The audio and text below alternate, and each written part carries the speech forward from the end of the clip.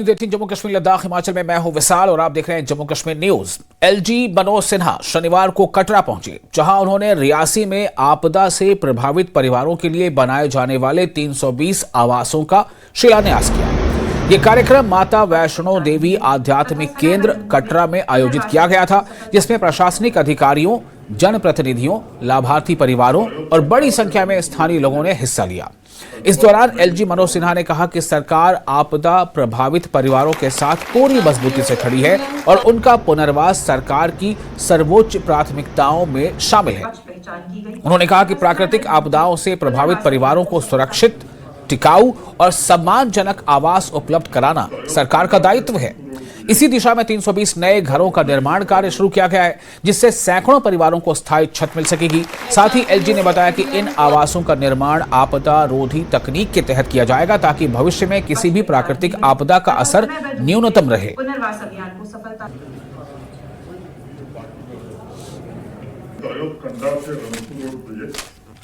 लगभग 19 करोड़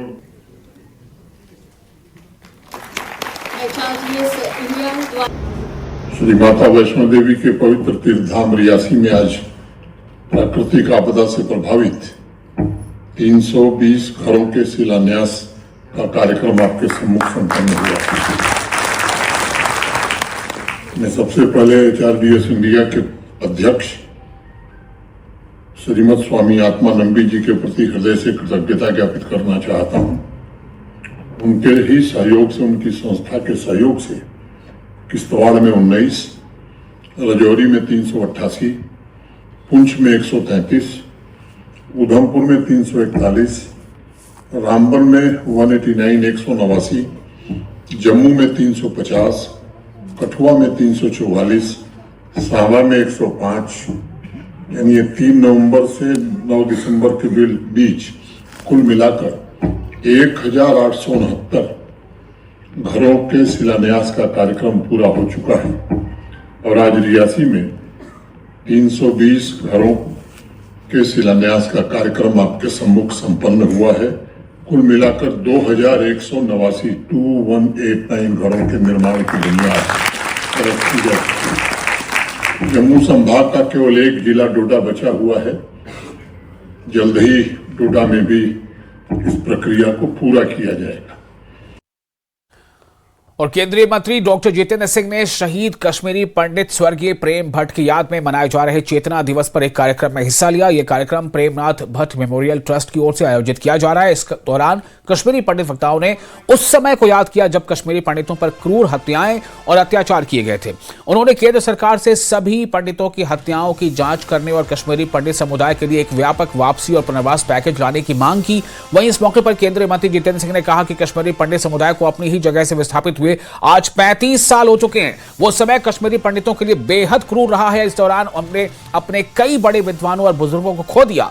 एक पूरी पीढ़ी बदल चुकी है, हालात बदल चुके हैं, लेकिन कश्मीरी पंडितों के संघर्ष करने और आगे बढ़ने की क्षमता आज भी वैसी ही है।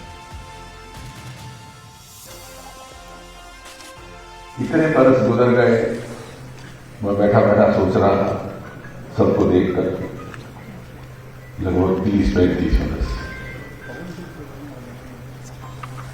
और फिर भी कभी कभी लगता है मानो कल ही बात थी। वो सन्नाटा, वो संवेदनहीनता, वो आतंक का साया। ये सच है, वक्त इतनी तेजी के साथ गुजर जाएगा कभी सोचा ना था। और ये भी सच है कि वक्त की बेरहमी ने हमारी 3 पीढ़ियों से हर्जाना वसूल किया। मुझे याद है बड़ी अच्छी तरह वो दिन सन 1990-92 के बीच की बात होगी,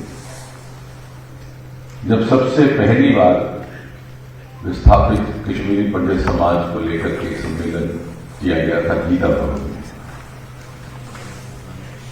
वो हॉल खचाखच भरा हुआ था, जितने लोग अंदर उतने ही बाहर खड़े थे। आज तकरीबन 35 वर्ष के बाद उनमें से बहुत से चेहरे गायब हैं। कुछ जम्मू छोड़ करके देश और विदेश के दूसरे शहरों में कूच कर गए।